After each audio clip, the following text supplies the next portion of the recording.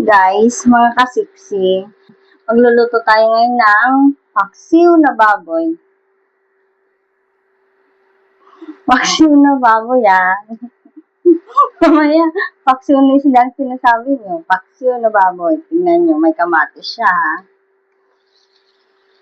Kaya magluluto tayo ngayon kasi umulan kahapon. So, sasarapan natin ang pagluluto natin ngayon. Maniwala kayo sa akin. The best ang niluto kong paksiw na kamatis. Paksiw na kamatis with itlog. Itlog po.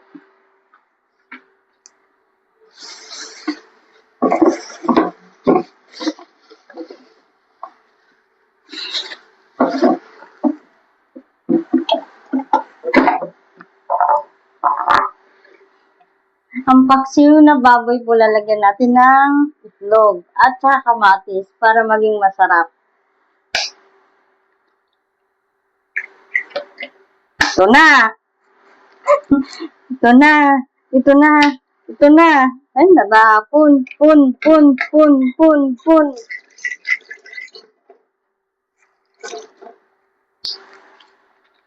Bigyan natin ng konting asin. Ang paksiw ni Stariado.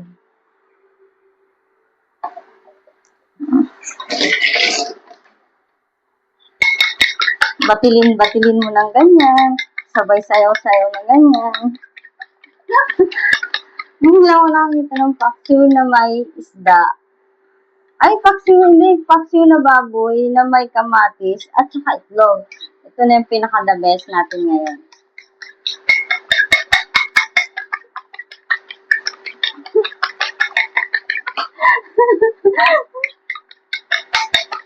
Batilin mo ganyan.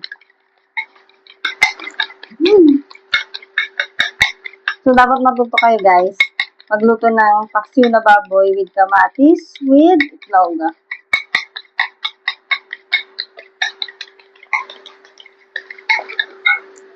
Para sa almusal.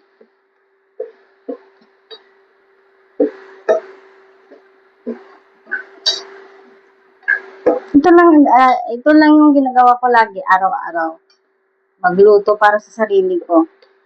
Maglaba, maglinis para sa akin.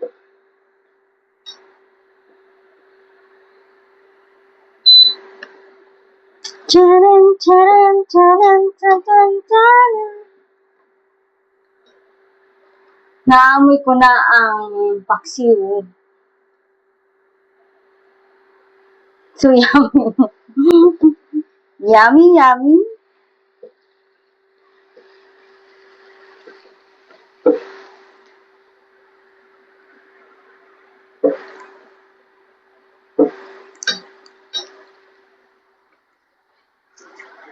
Wow.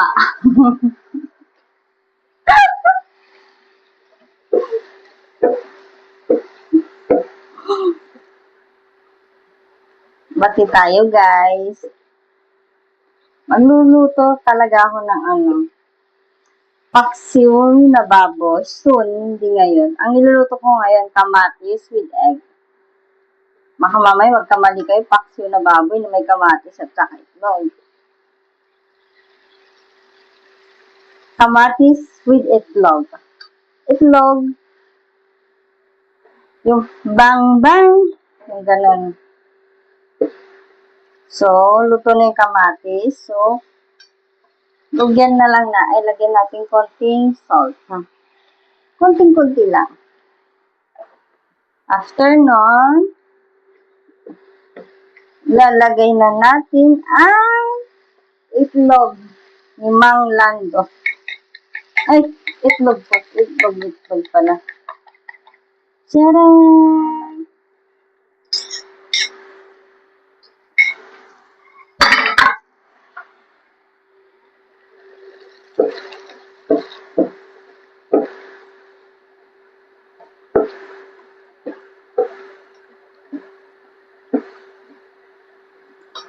Ang bango ng itlog ni Mang Lando.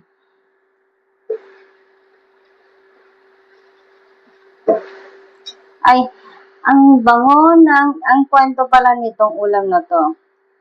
Ano, ang luto ni Stariyaju, itlog with egg. Ay, kamatis with egg. Diba? Mas magandang pakinggan nun.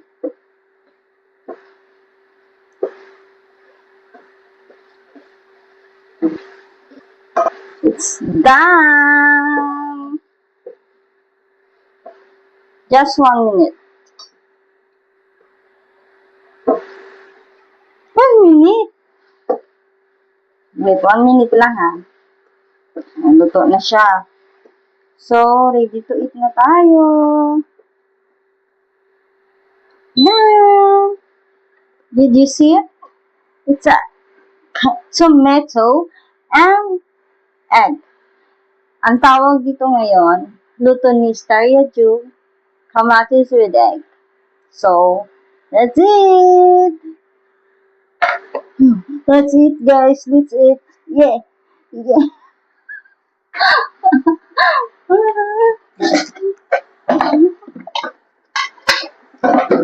Bye! That's it na.